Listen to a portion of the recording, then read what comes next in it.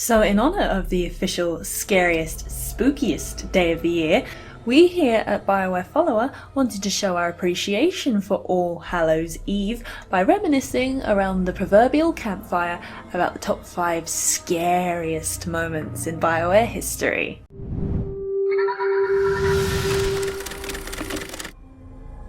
Also, spoilers, for the love of God, spoilers. Number 5. Knights of the Old Republic, Harakert Station on Manaan. Here's a fun game. Take the most horrific, terrifying situation you can think of, now think of that same situation being set underwater. It's instantly scarier, right? Well, unless your situation was drowning, then in which case the laws of physics come into question, we don't really have time for that here. Anyway, the Knights of the Old Republic, one of the main quests involves travelling to an underwater mining facility to investigate why folks on the surface lost contact with it. With a setup like that, everything's probably fine. When you arrive, the station appears abandoned. This tends to happen when everybody's killed by insane Selkath. See, the station's purpose was to mine colto, a liquid which possesses healing capabilities. Thing is, there was also a giant sea creature known as the Progenitor who fed off the colto in that area, and she wasn't terribly pleased when the Selkath from the surface began taking her grub. The Progenitor hung around as a result. The unfortunate side effect was that her presence began to drive all the Selkath in the facility insane, and they, in turn, began attacking and killing everyone else there. This resulted in a super eerie atmosphere made only worse by the crushing feeling of claustrophobia that comes with being underwater. The feeling of isolation and dread as you explore the facility, especially when juxtaposed with the calm serenity of Manaan's surface, easily earns Harakert Station a spot on this list. Number 4. Reanimated Leandra, Dragon Age 2. So to say that Hawke has a rough time over the course of Dragon Age 2 is something of a massive understatement. At the end of the prologue, their sibling gets pummeled to a pulp by an ogre. The end of Act 2, you might watch your remaining sibling contract the blight and die. But all of this pales in comparison to what happens to Hawke's mother, Leandra. So since Act 1, Hawke's become aware of a serial killer abducting women, of various social status but of similar physical appearance. The only thread that linked the women were the white lilies gifted to them before they vanished. Hawke doesn't think anything of it when Leandra mentions that she started seeing someone. Then Hawke is told that Leandra received white lilies and she hasn't been seen since.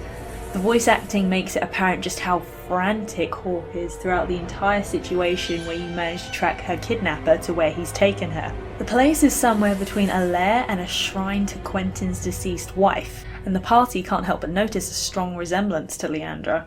Quentin reveals that he used the other missing women to try to recreate his wife, but he couldn't finish until he found her face. But now he has. All the way through the scene, the tension builds as Hawke sees Leandra wearing a tattered and dirty wedding dress, as you stare in horror wondering why she just won't turn around already. And then she does, and oh dear God, you wish she hadn't.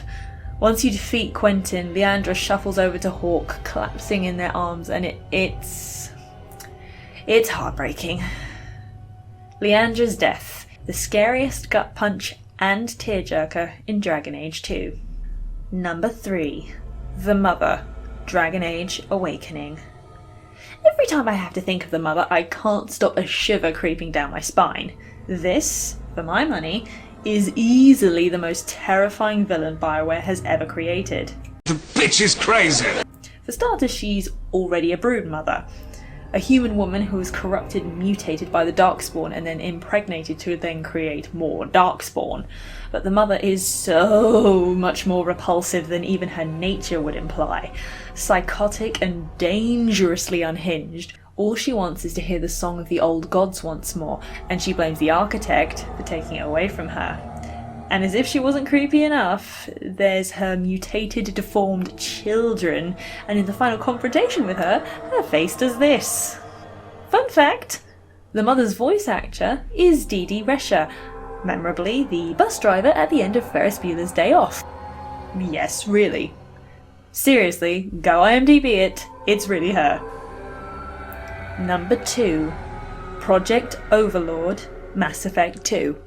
Hey! It's an experimental Cerberus base that we've got to clear out of Geth because of course the Elusive Man was endorsing torturing sentient beings to try and give humanity an edge on understanding the Reapers. And going through the base, there's not really much to set off alarm bells for scariness. Sure, there's the jump scare of this delightful bit of distorted screaming, but it's not that creepy. Oh, and there's getting trapped in the maze of a Geth ship with the rogue AI leading you through it, deciding which part of the flooded, narrow, dark corridors it's going to take you down.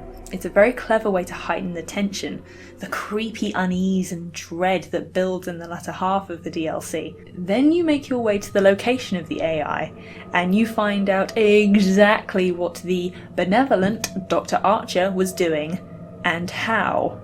By exploiting his brother's genius and dependency on him, Dr. Gavin Archer, as a last-ditch effort when he found out the Elusive Man was going to scrap his funding, decided the best course of action was to hook his vulnerable brother's brain up to the Geth hive mind. And all of this hits you like a sucker punch to the gut when you realise the distorted screaming from earlier is actually David screaming for help. Quiet.